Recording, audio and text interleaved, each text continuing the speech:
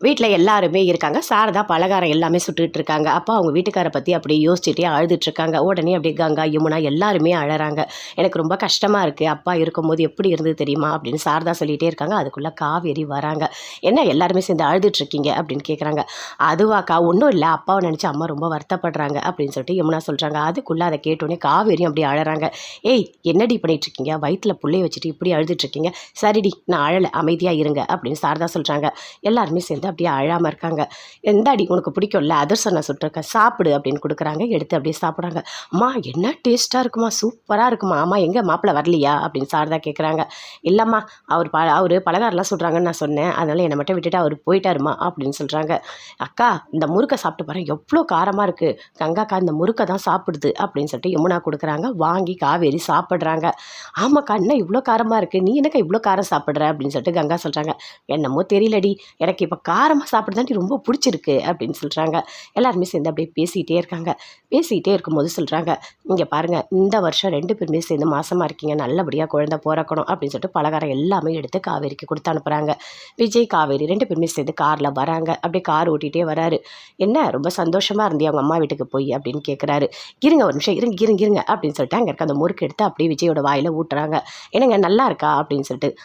நல்லா இருக்குது. இது என்ன டப்பா டப்பாவாக இவ்வளோ பலகாரம் இருக்குது?" அப்படின்னு கேட்குறாரு. "அம்மா தாங்க சுட்டு கொடுத்து அனுப்புனாங்க" அப்படின்னு சொல்லிட்டு காவேரி சொல்கிறாங்க. "எங்கள் அம்மாவுக்கு இந்த வருஷம் ரொம்ப ரொம்ப ரொம்ப சந்தோஷமாக இருக்குது. ஏன் தெரியுமா?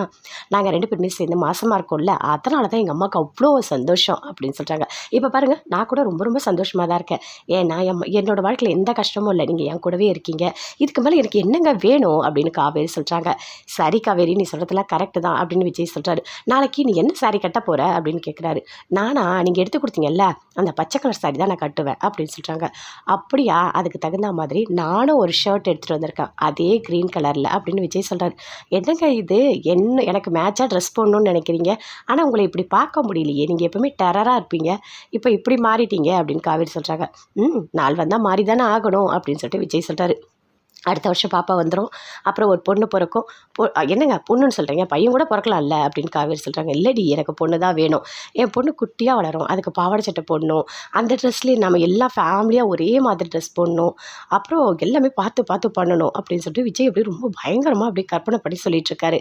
காவேரி சிரிச்சிட்டே வராங்க. "இங்கே பாரு காவேரி, வீட்டுக்கு போன உடனேயே பட்டாசுலாம் ரொம்ப சத்தமாக வெடிக்கக்கூடாது, சரியா? நான் வயிற்றில் இருக்க பாப்பா ரொம்ப பயந்துரும், அதனால் நம்ம பார்த்து பார்த்து தான் பண்ணணும், சரியா?" அப்படின்னு சொல்லிட்டு விஜய் சொல்கிறாரு. "என்னங்க, ரொம்ப பாசம்" அப்படின்னு சொல்லிட்டு. "ஆமாம், என் குழந்தை மேலே எனக்கு இருக்காதா?" அப்படின்னு சொல்லிட்டு விஜய் சொல்கிறாரு. அதே மாதிரி போயிட்டு அடுத்த நாள் தீபாவளிக்கு 2 பேரும் ஒரே மாதிரி ட்ரெஸ் பண்ணிட்டு வராங்க. அதை பாட்டி பார்க்குறாங்க. பார்த்தோன்னே அப்படி கேட்குறாங்க, "என்ன விஜய், ரொம்ப மாறிட்ட போல இருக்கு" அப்படின்னு சொல்லிட்டு. "இல்லை பாட்டி, அதெல்லாம் ஒன்றும் இல்லை, இந்த ஷர்ட் என்கிட்ட இருந்தது, காவேரி அந்த சாரியை கட்டியிருக்கா" அப்படின்னு சொல்கிறாரு. அதை கேட்டோன்னே தாத்தா பார்க்குறாரு. "சூப்பர்மா, சூப்பர், 2 பேரும் மேட்சாக இருக்கீங்க, ரொம்ப அழகாக இருக்குது, கண்ணு பட்டுற போது, சுற்றி போடணும்" அப்படின்னு தாத்தா சொல்கிறாரு. "இங்கே பாருங்கள், தீபாவளி நல்லபடியாக கொண்டாடணும்" அப்படின்னு சொல்லிட்டு எல்லாமே பண்ணிகிட்டு இருக்காங்க. அந்த பட்டாசு எல்லாமே வெடிக்கும் போது கூட சொல்கிறாரு, "இங்கே பாரு காவேரி, எல்லாமே பார்த்து பார்த்து சத்தம் இல்லாமல் வெடிக்கணும், வயிற்றில் இருக்க பாப்பா பயந்துடவே கூடாது" அப்படின்னு விஜய் சொல்கிறாரு. சரிப்பா சரிப்பா, எல்லாம் கரெக்டாக பார்த்துக்கலாம், ஒன்றும் பிரச்சனை இல்லை, குழந்தை தான் முக்கியம், சரியா?